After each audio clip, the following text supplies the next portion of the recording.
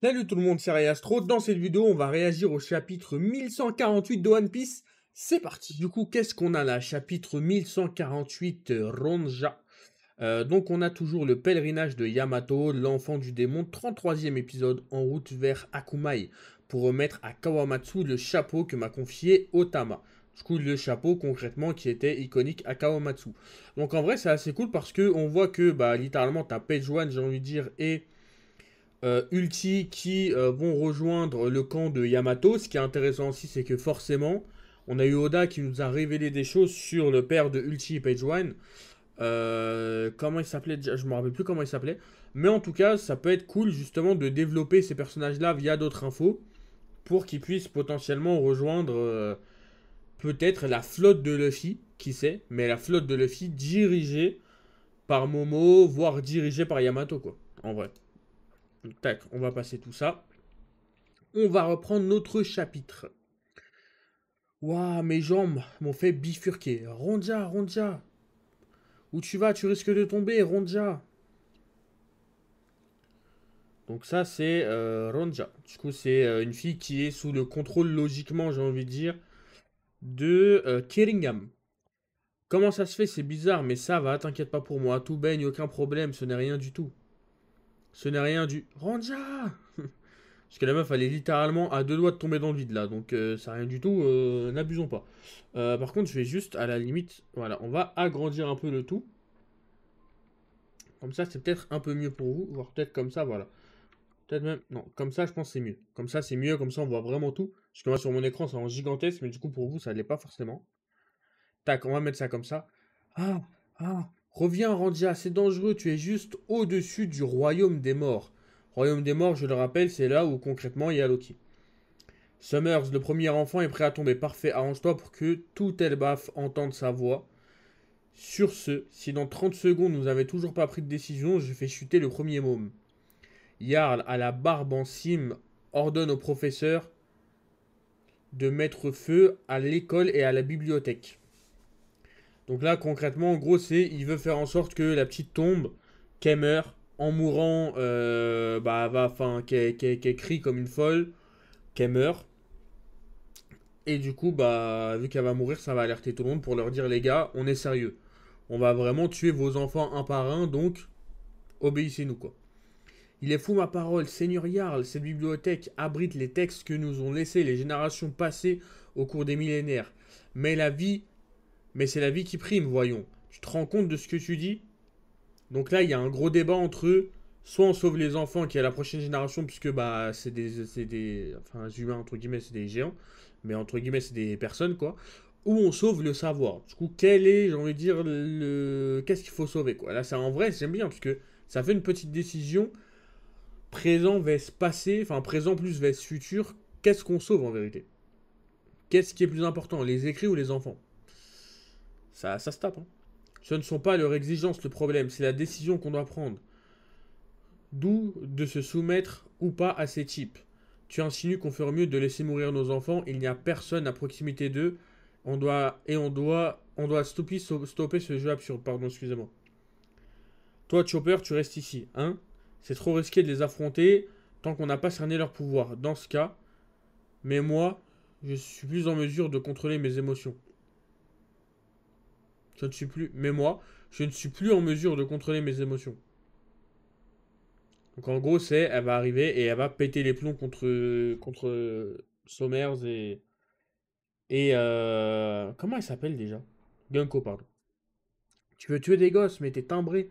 Même les pires criminels du monde ne prennent pas d'enfants en otage.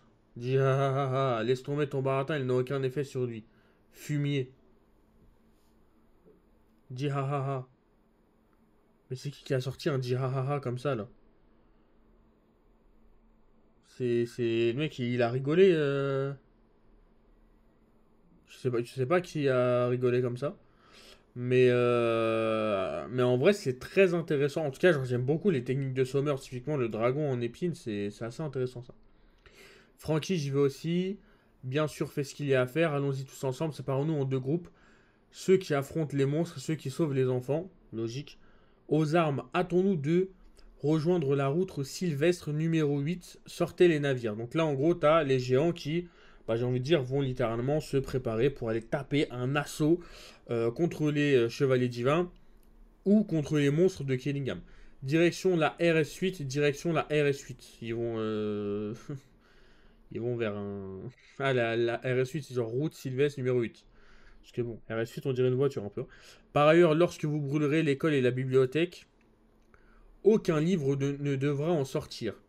Pour la simple et bonne raison que nous souhaitons détruire, ce sont votre culture et votre histoire. Ça, en vrai, les gars, c'est ce qu'on avait parlé un petit peu la dernière fois, où on parlait du savoir un petit peu qu'il y avait autour, j'ai envie de dire, comment ça s'appelle, de O'Hara, etc. Et le truc, c'est qu'en vrai, c'est pour ça que ce que j'avais dit, c'est la prof, elle est vraiment débile quand elle dit qu'il y a même le savoir de O'Hara dans la bibliothèque. C'est qu'en fait, Elbaf connaît tellement de secrets, on l'a vu via la fresque, on sait qu'il y a aussi le savoir de O'Hara sur le siècle oublié, que si ça sort, c'est extrêmement dommageable pour eux, en fait. En vérité, c'est vraiment très très dommageable pour eux. Donc en vrai, c'est logique. Donc là, on a Robin sans fleurs, Traspédia. Du coup, elle tape une maxi paume dans sa gueule. En plus, je crois que normalement, si je dis pas de bêtises, quand Robin, ses membres ont mal, là, les membres qu'elle crée, elle ressent aussi la douleur. Du coup, là, en vrai, c'est très très bien joué de lui avoir envoyé ça. Parce que bah là, justement, vu qu'elle a attaqué lui directement et pas ses ronces, bah ça lui a fait des dégâts à lui directement, quoi, littéralement. Robin, Robin, tu es saine et sauve. Fais gaffe à eux, on ne les connaît pas encore bien, oui, je sais. Lui, à Chopper, Miskin, il est là, il se dit qu'est-ce que je fais Quattro Manos, ah, je te reconnais, tu es Nico. Prah Robin, là j'aime bien, là. Là, j'aime bien, parce que là, on voit Robin qui exploite son fou du démon. Maxi attaque dans sa gueule, et là, il arrive technique d'assassin. Et lui tient, j'ai envie de dire, un petit bout, bah, j'ai envie de dire, de son corps, et avec l'autre, brah, et lui pète, je crois, lui pète, c'est quoi C'est la nuque en vrai, lui pète le dos et la nuque. Donc là, normalement, c'est une technique limite fatale, quoi. Il a craqué comme il faut, bien joué Robin. Ces types sont immortels, on ne peut pas les vaincre. Ah, vous m'entendez, Elbaf? Plus que 20 secondes avant la chute du premier otage. Nom d'un chien, lui aussi, c'est un zombie. Bah, en vrai de vrai, les gars, on en avait déjà parlé. Pour moi, très clairement, ils ont la régénération, du coup, j'ai envie de dire, donnée par Emu. Donc en vrai, c'est logique. Donc là, on a Robin qui lui saute dessus. Je sais pas c'est quoi son plan. Parce que même si enfin, le mec il est invincible, elle va être la seule à mourir là. Donc peut-être c'est un clone en vrai, je sais pas. Peut-être c'est un clone en vrai. Ouais, à quoi tu joues? Tu ne serais pas toi-même amoureuse de moi, hein? Le mec il a pété les plombs quoi. Sérieux, tu as fait le grand saut, tu veux te suicider ou quoi? Tes sentiments me touchent, mais je n'ai aucune envie de t'accompagner dans l'au-delà. Robin, qu'est-ce qu'elle fabrique? L'imbécile. Elle veut l'entraîner dans sa chute. Je sais parfaitement que tu es mortel et que tu es un homme ronce. Si tu fiches des épines invisibles, si tes fiches disparaissent, on pourra sauver les enfants. Oh, bravo. Tu t'es donc dit qu'en me précipitant, ça mettrait les gamins hors de portée de mon pouvoir, pas bête la miss. J'avoue que c'est très intelligent là ce qu'elle a fait, hein. En vrai, c'est une technique pour battre pardon, Somers, ou en tout cas pas pour le battre, mais pour le mettre un peu hors d'état de nuire, qui est très intelligente. Genre vraiment, c'est bah après c'est Robin aussi, elle est super intelligente, mais j'avoue que moi personnellement, je pensais surtout Gaban il va arriver, il va découper ses ronds, c'est elle, elle va aller se diriger sur Gunko et Gaban qui lui dit ma grande, toi tu peux pas te le tape, moi je vais le découper. Mais j'avoue que ce côté-là c'est cool. Mais par contre, voilà, pas bête la miss, mais bien évidemment, Somers peut faire sortir des ronces de partout. Du coup, bam, l'attaque. Mais pour moi, c'est un clone. Voilà, c'était sûr que c'était un clone. J'avais aucun doute là-dessus. Waouh, elle a disparu, elle a vraiment tout prévu. Quel gogol. Quelle classe, Robin. J'en ai la chair de poule. Mince, même avec un couteau, je n'arrive pas à défaire vos liens. Je sais pas c'est fait en quelle matière son truc, puisque même si c'est avec un couteau, elle y arrive pas. C'est peut-être aussi pour ça qu'ils sont autant immobilisés alors que c'est quand même Jinbei, quoi. Ce qui veut dire qu'il va falloir neutraliser la fille pour notre liberté. Ah, c'est peut-être. Comment dire? C'est peut-être. Comment ça s'appelle?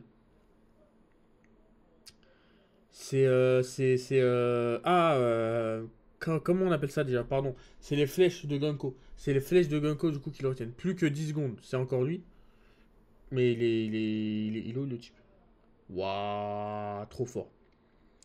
J'ai besoin d'une réponse, Jarl. Sacré ce gag, hein, par contre. Waouh. Sacré sgeg.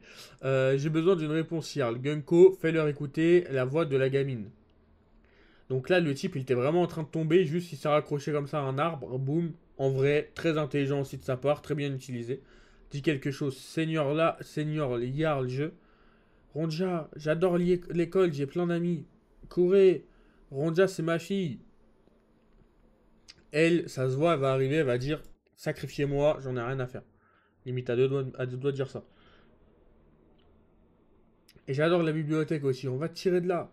Parce que les livres nous enseignent un tas de choses sur le monde. Et mes professeurs m'ont appris qu'il ne fallait pas importuner les gens et qu'il ne fallait pas leur faire des choses qu'ils n'aiment pas.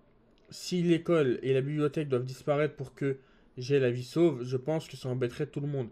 C'est pour ça qu'il faut mieux que je tombe. Seigneur Jarl, ne vous inquiétez pas pour moi. C'était sûr, c'était sûr. En plus, en vrai, la meuf, elle est en train de faire chialer tout le monde. Mais après, en vrai, c'est normal. Tu vois une gamine qui arrive qui dit en vrai, ça dérange tout le monde si l'école elle brûle. On nous a appris qu'il fallait pas déranger les gens. Vas-y, je meurs. Franchement, déjà la mentalité elle est exceptionnelle, mais franchement, incroyable. J'ai toujours eu de la chance, ça va aller. Waouh!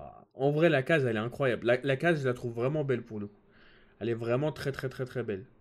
2, 1. Ange, mets le feu à l'école, Seigneur Jarl. Là, tu m'étonnes. Quand lui, il voit un tel dévouement, il peut pas se permettre. Et limite, il se dit, je peux pas en fait. Je suis obligé. Et incendie la bibliothèque. Entendu. Du coup, bah forcément, elle, Robin, elle doit être au bout du rouleau. Parce que elle, Robin, c'est littéralement l'héritage de sa famille. C'est littéralement le seul truc qui reste en fait de sa famille, c'est ça. C'est vraiment la seule chose qui reste. On va faire genre, on voit pas la page à gauche, d'accord? Pour l'instant, je saute que à droite. Mais franchement, c'est très émouvant. Dis, ah ah ah, tu tires une de ses tronches, Nico Robin. Arrête ça tout de suite. Va-t'en, Robin, fais quelque chose. Donc là, il est vraiment en train de. Bah là, il va terminer Robin. Et en vrai, c'est ce que je disais, c'est que littéralement, Somers, c'est le pire match-up contre Robin. C'est que vraiment, genre, à part en termes de stratégie, sinon, elle peut rien lui faire, quoi. Là, on voit là, siou, maxi truc. Comme ça. Très rapide. Tiens, mon bras ne repousse pas. Ça fait un bail. Scopper Gaban. Maxi acquis de enfin, acquis de l'armement, acquis des rois. Scopper Gaban, très stylé. Pause la semaine prochaine. Donc maintenant les gars, on va parler de cette case là. On va parler de tout ça. Et les gars, moi je vous l'avais dit. Je vous l'ai dit dans une de mes vidéos. Je vous le dis même dans la vidéo là qui va sortir demain à 18 h. Enfin, là j'enregistre le jeudi soir. Vendredi 18 h, il y aura une vidéo du coup sur le rôle de Gaban justement. Et typiquement, c'est exactement ça. Parce que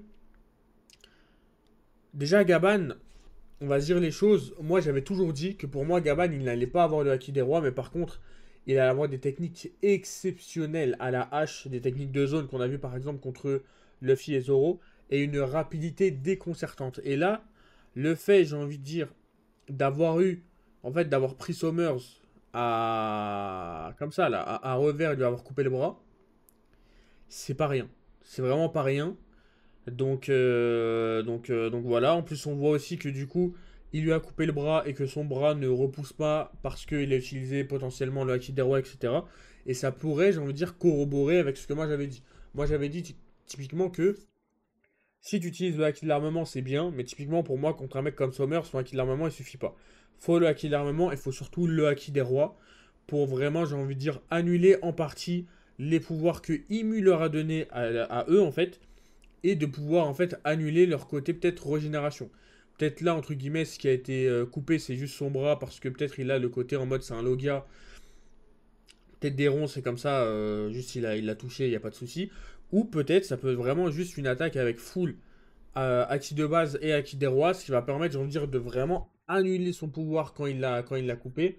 Et là, bah, en vrai, il aura peut-être une main justement comment je pourrais appeler ça? Une main en ronce ou une main, j'ai envie de dire, un peu particulière et le fait que ce soit fait découper. Donc on va prendre un petit peu l'analyse du chapitre comme ça. Donc déjà là c'est vraiment confirmé que littéralement on a un Gaban qui a, j'ai envie de dire littéralement une vitesse assez exceptionnelle, une vraie grosse vitesse. Et par contre, la réaction de Somers sur Scopper Gaban et Scopper Gaban qui dit ça fait un bail, dans quel contexte Scopper Gaban a pu se taper contre Somers? Vu l'âge de Somers, ça se peut qu'à l'incident de God Valley, c'était peut-être un petit jeune. Si on part du principe que ils ont le côté immortel de régénération peut-être cellulaire, etc. de la part de Imu, mais peut-être pas, j'ai envie de dire, le côté immortel comme on pourrait l'entendre. Par exemple, comme les membres du Gorosei, où eux, littéralement, on a vu qu'en plusieurs dizaines d'années, ils n'ont pas changé, donc eux, ils sont littéralement immortels. Peut-être qu'il y a des paliers. Imu donne justement au Chevalier Divin une immortalité physique. C'est-à-dire que quand tu prends des coups, etc., bah en vrai, on va dire que ça te fait un petit peu comme si tu étais un Logia, peu importe ton pouvoir, peu importe ton fruit du démon, tu reviens à la vie, il n'y a pas de souci là-dessus. Par contre, s'il y a une dose de Haki des Rois, comme on l'a vu avec Joy Boy, ça annule les pouvoirs de Imu, qui, bah, je pense, sont liés à un fruit du démon, en fait. Du coup, sont liés à un fruit du démon, comme on l'a vu avec Shanks aussi. Ça annule ces pouvoirs du fruit du démon là, et du coup, on a tout ça. Ce qui fait que, peut-être, à l'incident de God Valley, quand il y avait Garling Figarland, Garling Figarland était peut-être le chef des Chevaliers Divins, même en étant assez jeune. Peut-être genre c'était vraiment un jeune prometteur, chef des Chevaliers Divins. Et il se peut que quand ils ont débarqué pendant la bataille, j'ai envie de dire contre Rox, etc., on ait un Gaban qui ait mis un gros coup de pression à Somers quand il était un petit peu plus jeune. Parce que là, en vrai, Somers il pourrait largement avoir la cinquantaine, voire la soixantaine d'années lui aussi. En vrai, je pense qu'il y a quoi? Il y a 10 ans, voire peut-être 15 de différence entre un Somers et un Gaban potentiellement. Du coup, en vrai, c'est totalement possible que Somers, en fait, était sur God Valley pendant qu'ils sont affrontés. Ça, c'est la première possibilité. La deuxième possibilité, c'est tout simplement quand, j'ai envie de dire, Somers est arrivé à Elbaf pour négocier avec Harald, etc. Et après, on connaît la suite avec Loki. Il se peut que Somers a voulu, j'ai envie de dire, prendre peut-être d'assaut un petit peu par la force à un moment donné. Bah, concrètement, tout ce qui s'est passé par rapport à Harald, vu que ça a échoué, et lui, il a voulu combattre contre Harald et tout. Et que lui, Yassan, que lui, Gaban, j'ai envie de dire, s'est interposé et j'ai envie de dire un petit peu taper Somers pour que les chevaliers divins partent. C'est une possibilité, je crois pas forcément, mais je me dis, imaginez concrètement que l'assassin de Harald, en fait, soit un membre des chevaliers divins. Soit un membre des chevaliers divins, donc typiquement la personne qui a tué Harald, la personne qui a mis comment dire, le sabre dans le crâne de Jarl, il se peut que ce soit un membre du Chevalier Divin, que peut-être Kiringam peut manipuler, on va dire, certains souvenirs, et que du coup, les souvenirs de toutes les personnes qui étaient là ont été, j'ai envie de dire, modifiés pour faire en sorte que ce soit Loki le bouc émissaire, mais que lui, Gaban, dû à son acquis des rois, n'ait pas été, j'ai envie de dire, affecté par ce pouvoir-là, mais qu'il ait peut-être préféré garder la vérité pour lui, pour que Loki peut-être soit emprisonné, auquel cas où Loki ne soit peut-être trop puissant ou quoi que ce soit d'autre. En vrai, les gars, on sait pas. Pour moi, j'y crois absolument pas à cette théorie, mais bon, c'est une possibilité quand même, j'ai envie de vous dire. Du coup, en vrai, très très intéressant parce que c'est la deuxième fois qu'on a un personnage qui connaît les chevaliers divins et qu'on ne sait pas comment. Après, j'ai envie de dire, lui, Gaban était dans l'équipage de Roger. Contrairement à Brook, où Brook, il faudrait vraiment qu'il nous explique beaucoup de choses. Mais faut qu'on essaye de comprendre tout ça. Comment Gaban connaît Sommer. Je pense que j'ai dit un petit peu toutes les théories possibles. Maintenant, on va parler surtout des capacités de Gaban. Logique, on le voit ici, très très rapide. On l'a déjà vu dans dans des chapitres précédents. Il peut faire des grosses attaques de zone avec ses haches. Là, il n'a qu'une hache. Je suis désolé les gars, mais pour moi, les éclairs noirs autour de lui, c'est clairement annonciateur de Haki des rois. Je vois aucun monde où Jinbei se tape contre Gunko alors que Jinbei l'a Haki, il n'y a rien du tout. Mais que par contre, lui, Gaban, il arrive contre Somers, il lui fait une attaque, Somers, il soit en mode PLS. Alors que typiquement, Jinbei qui va peut-être attaquer Gunko et qui va y mettre du Haki, il n'y a rien. Pour moi, littéralement, c'est Gaban. Il a le Haki des rois. C'est confirmé. On a une preuve supplémentaire. Je sais qu'il y a des gens qui vont me dire éclair noir dans One Piece, c'est pas toujours synonyme de Haki des rois. Des fois, il y a des choses où concrètement, il y a des éclairs où on voit pas spécialement si c'est vraiment des éclairs noirs ou pas. Parce que, bah, je veux dire, c'est quand même du dessin, mine de rien. Mais par contre, ce qui est sûr, et pour moi, ce qui est clair et net, c'est que 99% des cas où on a de l'éclair noir, c'est du Haki des rois. Gaban, ça reste le bras gauche de Goldie Roger. J'étais le premier à dire que pour moi, on n'allait pas avoir le Haki des rois.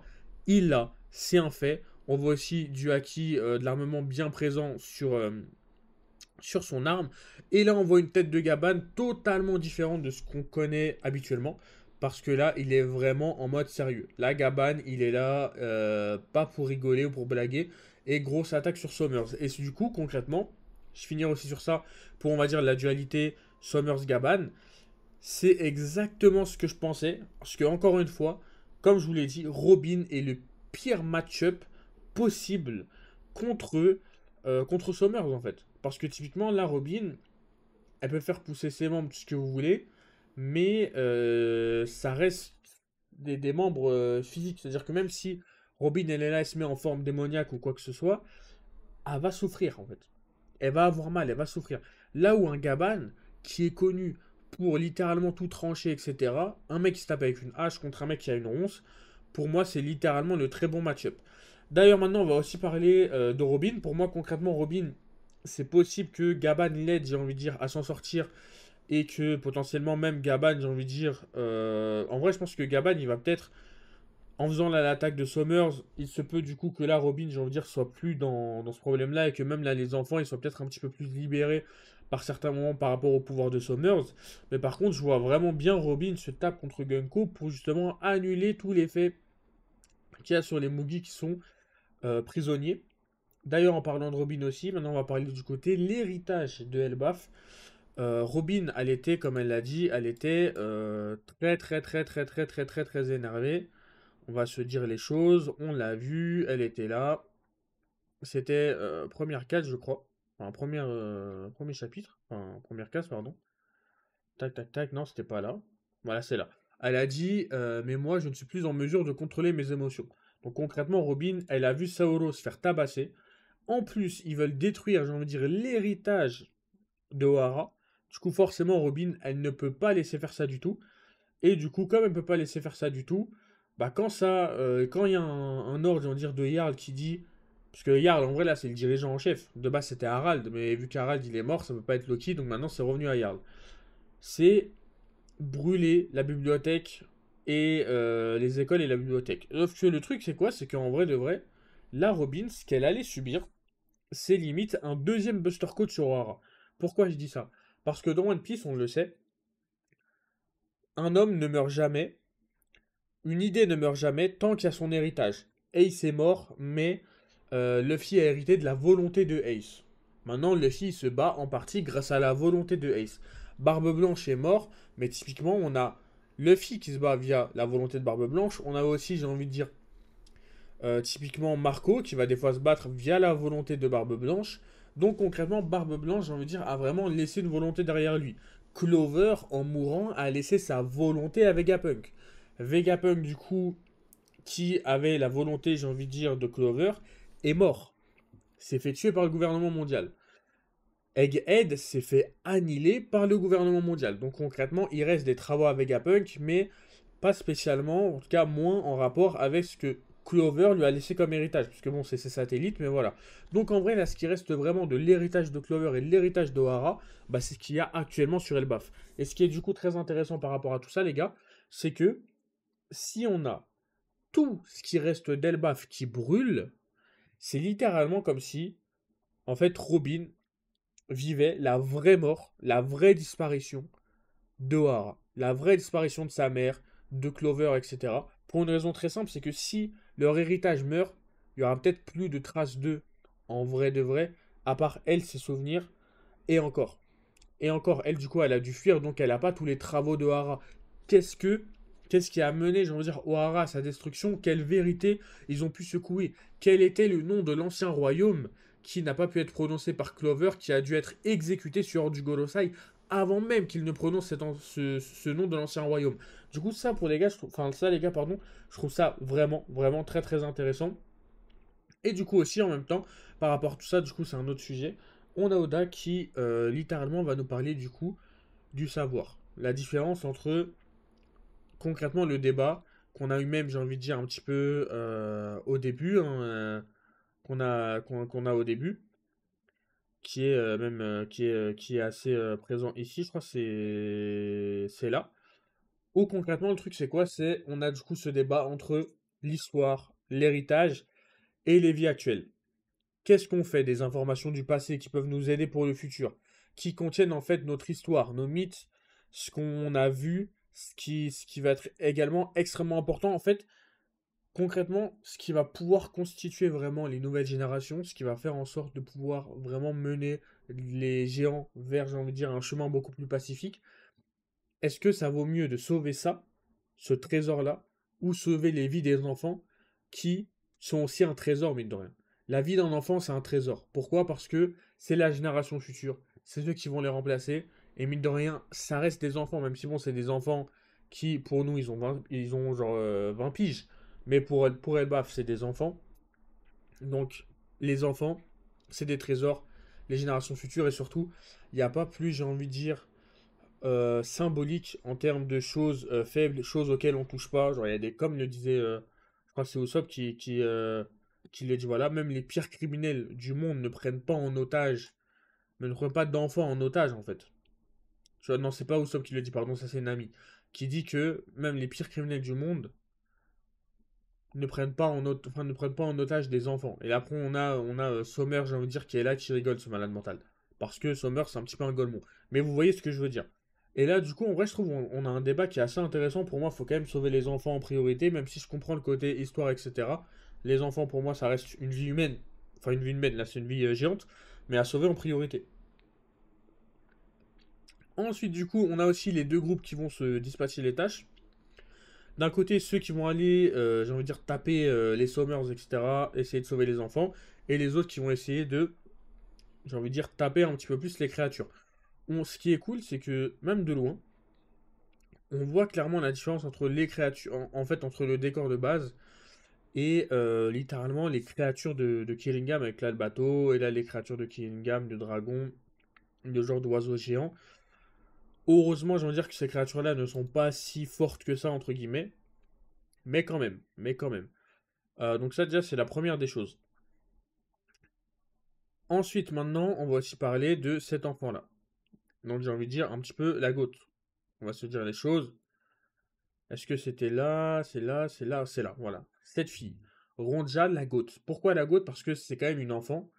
Elle veut se sacrifier pour le bien. En fait, le truc c'est quoi? C'est qu'elle va même pas se sacrifier spécialement pour le bien des livres de l'école, mais juste elle se dit, à l'école, en fait on nous dit que l'école c'est extrêmement important, que si ça brûle, etc., ça va faire du mal aux gens.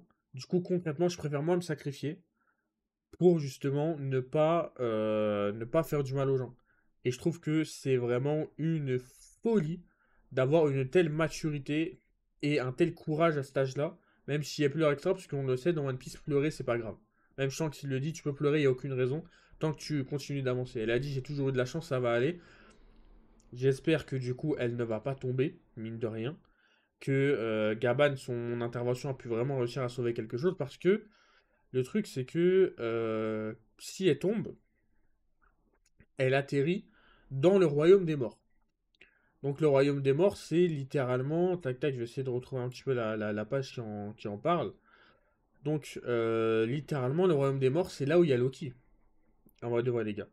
Donc c'est là où il y a Loki. Donc potentiellement, même si elle tombe, en vrai, j'ai envie de dire, même si elle tombe, il se peut pour moi que voilà, tu es juste au-dessus du royaume des morts.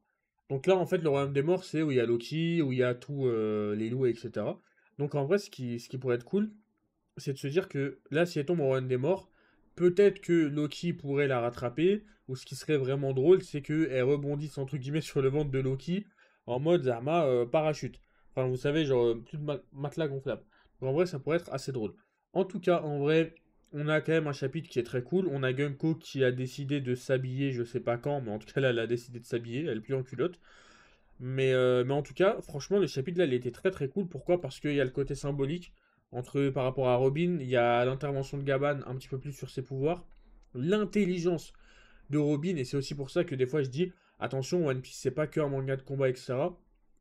C'est les pouvoirs de One Piece, des fois, ils peuvent être utilisés très très très intelligemment, parce que grâce aux actions de Robin, on sait que Sommer, j'ai envie de dire, est lui aussi immortel. Du coup, concrètement, t'as beau lui briser la nuque, il va quand même revenir, il va se remettre le dos, il n'y a pas de souci. Donc ça, voilà, ça on le savait déjà, mais En tout cas, on nous le confirme. Et surtout, Robin aussi, elle nous confirme à quel point elle sait bien utiliser son fruit. Et Sommers aussi nous confirme à quel point elle sait bien utiliser son fruit. Sur l'aspect, j'ai envie de dire, technique de dessin, franchement, il n'y a rien à dire. Très bien dessiné. On comprend ce qui se passe. Après, oui, le découpage, il est un peu intense. Ça, c'est réel. Mais en tout cas, c'est quand même bien dessiné. On comprend tout ce qui s'y passe. Parce que des fois, on dit à Oda qu'il manque un petit peu de visibilité. Donc là, enfin, comment dire, c'est pas très clair à chaque fois. Mais franchement, là, je vous le dis, c'était très très clair. Chapitre très très cool. Final très très cool aussi.